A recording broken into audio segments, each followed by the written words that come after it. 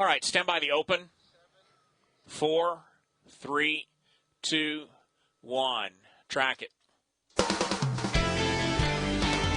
Mike, and go, Jim. You're up. Think of it as an obituary for a city, 10 cities to be exact, listed in a national article as dying. Three's up. And one of those cities is in our own backyard. Galveston Island checked in at number 10. As 39's Marcy Izzard reports, it's only the latest in a series of bad breaks for the island. And now people living on the island are fighting back. Track it. And getting better by the day. Marcy Izzard, 39 News. She's up. And for the complete list of so-called dying cities, just go to 39online.com. Here's up. The University of Texas in Galveston has reduced its level of care for the needy during tough financial times. This comes 2 years after UTMB was severely damaged during Hurricane Ike. The Houston Chronicle reports that UTMB devoted about 3% of patient services to charity care compared to more than 20% in 1999. The medical branch has struggled to recover from Ike and sought state funding for reconstruction. It's a different story for a town recovering from Hurricane Katrina. Waveland, Mississippi is turning things around after struggling 5 years after the storm. The town lost homes, businesses, and government buildings. The mayor says it was basically wiped off the face of the earth. But now residents say it is steadily building up. Track it. I'm not complaining, but it is harder to do what we have to do. Yeah, the school's not around the block. The school's 10 miles away. There's no shopping. As women, no shopping. There's nothing like that. But that is so immaterial. We're coming back as a community. It took $100 million in federal disaster aid to get Waveland where it is today. She's up. Roger Clemens is a date set with the federal judge. The former Astros pitcher and all-star will be arraigned on Monday on criminal charges relating to his congressional testimony about steroid use. Prosecutors say Clemens lied under oath when he said he has never used steroids or human growth hormone. The nationwide recall of eggs is expanded by 2 more egg brands. Federal officials say Traficanda Egg Ranch eggs and Cardenas Markets eggs could also be contaminated with salmonella. More than 500 million eggs have been recalled that came from 2 mega farms in Iowa. So some egg lovers are turning to smaller farms for their eggs, and the smaller farms are making sure those eggs are safe. Track it. I personally think there's enough regulations already. 6 seconds. All farmers, big or small, have certain protocols that they got to follow. When we go and pick the eggs up, they go immediately from when we pick them up into a cooler. They stay there until we wash them. All of the eggs and vegetables at this small Iowa farm are sold to families within 90 miles. Meanwhile, an Austin woman is suing 2 Iowa egg producers and a Texas-based restaurant chain for allegedly giving her salmonella poisoning. Houston-based lawyer Ron Simon has filed a lawsuit against Wright County Egg, Hillendale Farms, and Taco Cabana. Simon says his client was in the hospital for 2 days. Tests confirmed she was sickened by salmonella. None of the named companies have yet to comment on the lawsuits. The hundreds of people sickened in last year's salmonella outbreak in peanuts could have a $12 million settlement coming their way. Families of the 9 people who died are also included. A federal judge has recommended approval of the settlement amount involving a Virginia-based peanut processor. The $12 million amount must now be approved by a bankruptcy court judge. Now to another recall you should know about. Toyota is recalling more than 1 million Corolla sedans and Matrix hatchbacks with engines that could stall. The Japanese automaker says the recall involves vehicles with the 2005 to 2008 year model. There have been 3 accidents and 1 injury due to the problem. Watch your mouth. At least that's the message coming from our own Steve Simon tonight. It seems like people are throwing around a lot of labels lately, but the words you say can have a serious impact. So before you start name calling, pay attention to tonight's Simon Says. Track it. This runs 2:22 standard out. Labels? 10 seconds. Going to VO next. Can hurt you. Stand by.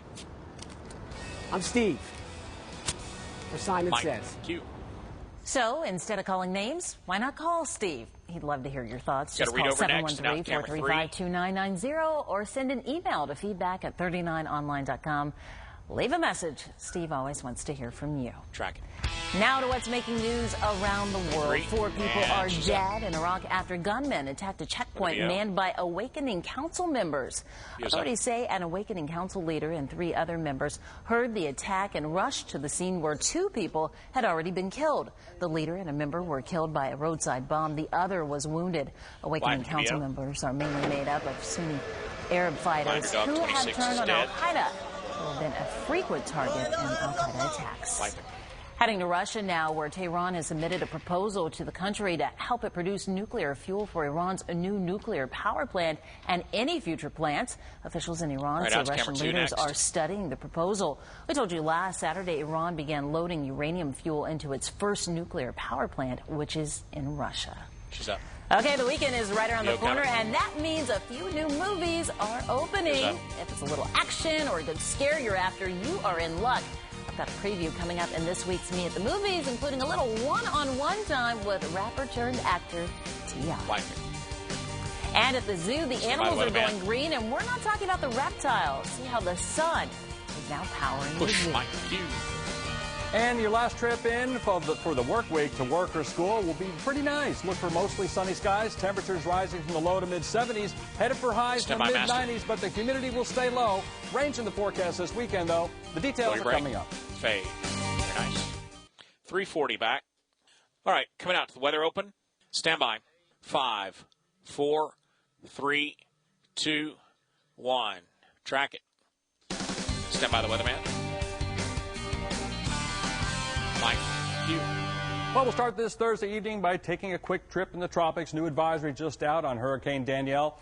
So for the year, here in Houston, we're running just about 1 inch above normal. Well, looks like we're having a little problem with the computer. But what I will tell you is that what we're expecting over the next couple of days is nothing to be shown on the radar, but we are expecting to see rain chances increasing as we head into the weekend as an area of low pressure develops. And let me walk over and get that computer restarted right quick. And we will see those areas of rain continue to be, and we're going to come back to weather in just a little bit while we get this restarted. We'll send it back over to Mia.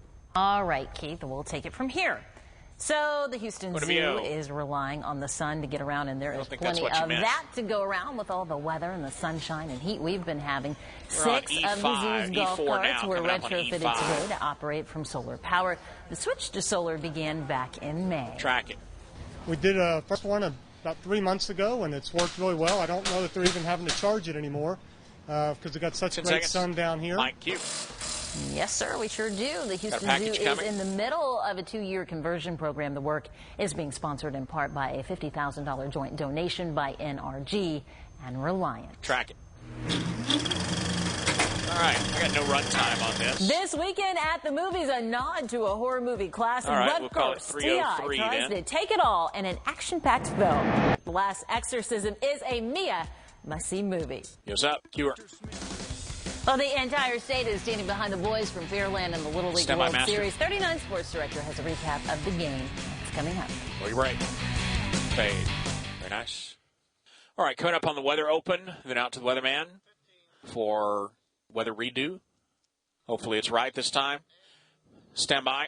5, 4, 3, 2, 1. Track it. Standing by again. Mike, cue him again. Well, as I was saying a couple minutes ago, we're in for a pleasant morning, and the evening is off to a rather pleasant start as well. It's 78 at Conroe right now. He'll step out eventually, and 86 then when in he's Galveston, done, we'll let the sports open and carry on. We're at 88 degrees. It looks like we're going to be picking up better chances of showers and thunderstorms, even better chances on Sunday. Sports and then open as we head next. into the new work week, 30% chance of sea breeze showers and thunderstorms with highs in the mid-90s and lows in the mid-70s. Track it. Soundbite or no? Mike Q. The Pearland Little Leaguers have played their way into the American Little League Finals with a dramatic win over Washington today. But wow, Pearland sure does give their fans their money's worth. The big swinging little guys pulled out the big bats at just the right time to get a big-time win. Now, this game started off rough in the first. Mason Van Noort gives up some hits, and when this ball gets away from the catcher, Washington goes up 4-0. Pearland doesn't get on the board, though, until the fourth inning. Jaron Robler rips a shot to left, a solo homer, and that gets the boys from Pearland believing, yes, we can. Always worry about what he's going to change to the sixth now, 5-4. Hip, hip, Jorge. No, not me. Jorge Gutierrez with a comebacker up the middle. The game is tied at 5. But they're not done. Van Noort unleashes his earlier aggravation on this ball. A shot into left center, a solo homer. Pearland grabs a 6-5 lead, and it's Van Noort closing the game out with a strikeout. And that is your final. Pearland wins it 7-5. They will play in the American final on Saturday against Hawaii. Now to the big leagues. The Astros playing some exciting baseball themselves agains the Phillies. All right, we got our Texans open things up coming. in the third. Astros already up 2-0. Check that. 3-0. Carlos Lee, a homer to left. Kel Caballo playing well in this series. Fifth inning, 4-0 now. Brian Schneider hits a fly ball to right field. And check out Hunter Pence. He will make the nice catch here, but an even better throw, nailing Jason Worth at home plate to end the inning. Meanwhile, Wandy Rodriguez pitching great. He goes 7 innings, allowing just 1 run, including 6 strikeouts. This one to Ryan Howard. Astros go on to win it 5-1, sweeping the 4-game series. Music. Camera 1. Mike Q. Texans tight end Owen Daniels is now cleared to play. Yes, the Pro Bowl tight end will be ready to play when the Texans open the season against the Colts. Daniels was having another Pro Bowl season last year before going down in the 8th game, tearing the ligament in his right knee. Prior to that, he had 40 catches for 519 yards and 5 touchdowns. Dr. James Andrews decided not to put screws in the knee during surgery, and that may be a big reason that Daniels is back and ready to start practicing next week. But for Daniels, it was a very long road. Track it. It was a long couple months. 31 seconds. It definitely could have been a worse situation, but I'm happy to be back where I'm at right now and being able to play week 1. How would you gauge your physical readiness? To be honest, I'm probably not in football shape that everyone else is in since they've been grinding out here for the past 4 weeks.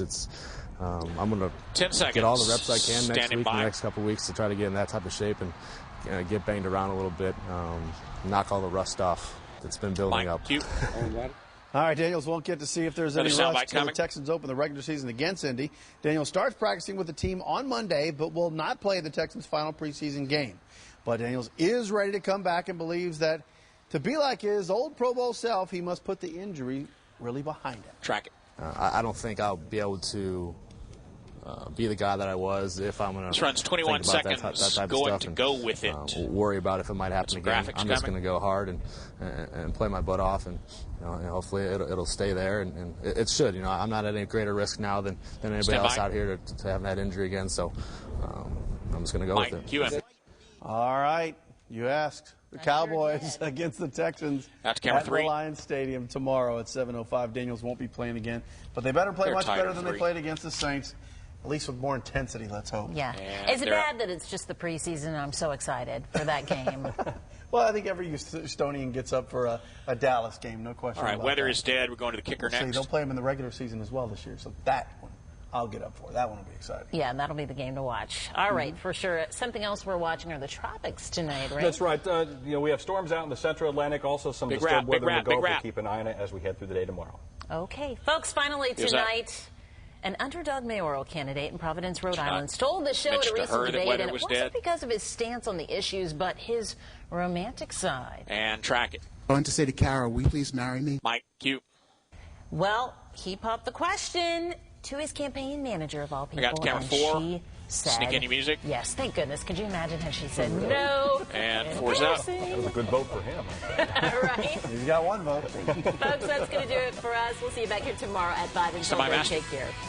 Roll your break. Fade. Very nice. All right, tape. We're getting ready to do the late promo here. In 5, 4, 3, 2, 1. Mike Q. Hello there, I'm Mia Gradney. Here's what's making news tonight. It's a crackdown on crack pipes. Precinct 7 says it's part of town is becoming a hotbed for illegal drugs. For more on the story, go to 39online.com. Join us tomorrow for 39 News at 5 and 9. All right, if you got it, we'll be done.